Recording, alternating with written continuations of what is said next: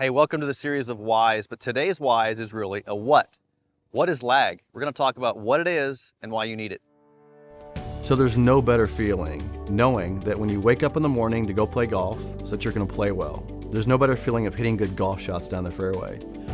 So my mission today is to help as many people as possible wake up every day feeling good that they're going to go out there and play great because of the single plane swing.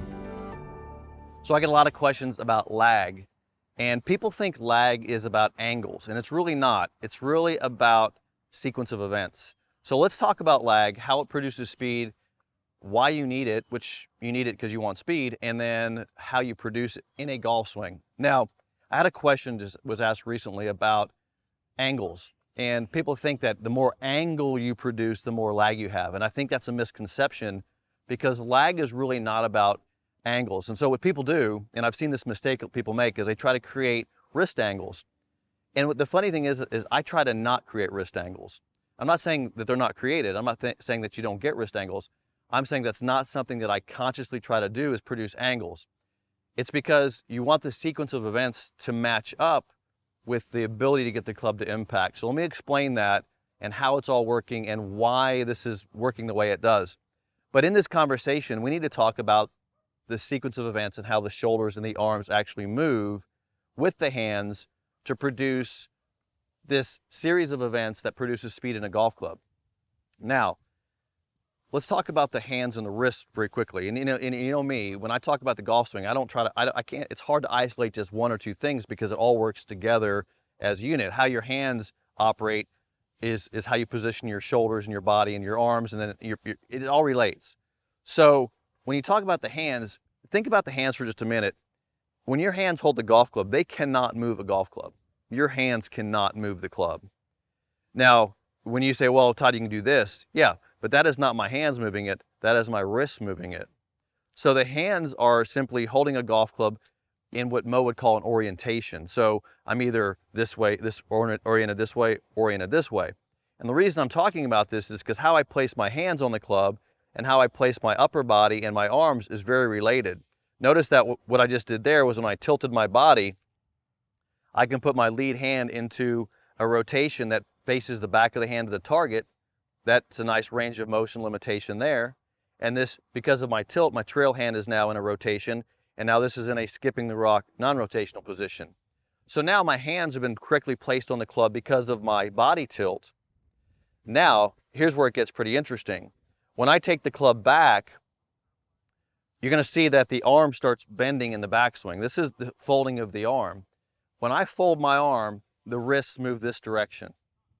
So the folding of the arm and the wrist produce what we call leverage or an angle, right? Now, what I'm not doing is I'm not trying to create wrist angle. And I think I see that's what people ask questions about as well. If I produce more wrist angle, I produce more lag. And that's not the case. What you want is that the folding of the arm, and by the way, when I fold the arm, notice how the shoulder doesn't move as much. So this is another isolated event here. So my arm folds up, and now I get, and you look at that, there is a lag. There is what people consider lag. There's an angle to that club. I didn't try to do that. I folded the arm. Now, that produced the club being, the hands being behind and the club being behind. So now watch what happens. When I initiate lower body in the downswing, the club has to lag because the arms are lagging and the hands and wrists are lagging, and that's where lag is produced. It's produced from the series of events.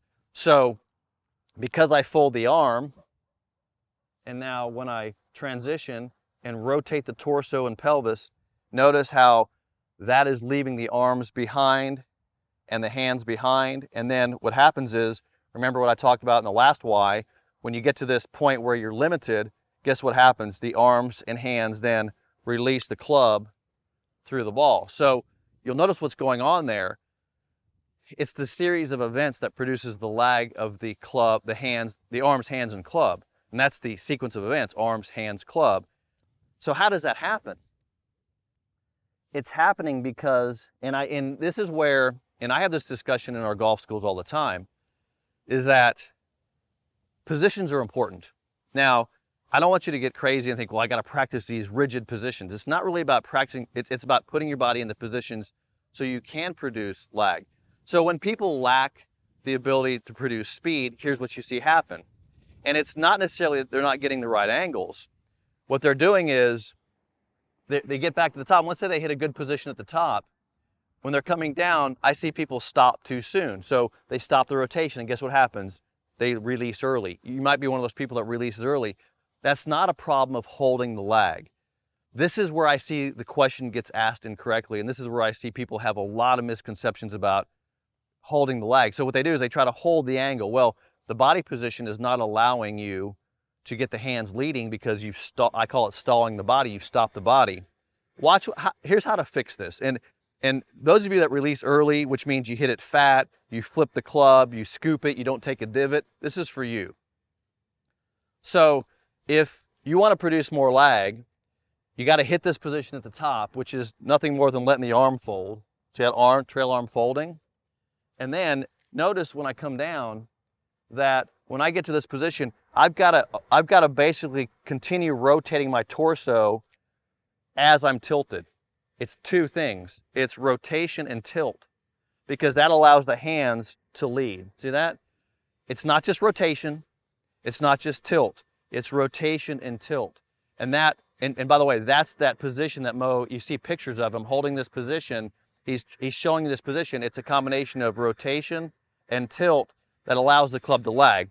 So watch this swing here, and you're going to see how when I come down, I'm rotating, I'm tilting, and I can deliver the club to the ball with speed.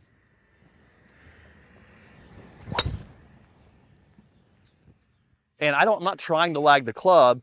I'm simply hitting a position, maintaining that position as I rotate and the hands stay behind, and I deliver the club. And watch the last video of Wise, because when I get to this position where I'm tilted and this shoulder stabilized, that's when I deliver the hands. So the arms and hands deliver because of another limitation developed from the upper body. Hope you're enjoying this content. Again, another series of Wise. Make sure you hit the bell icon, give me a thumbs up, and I'll see you in the next video.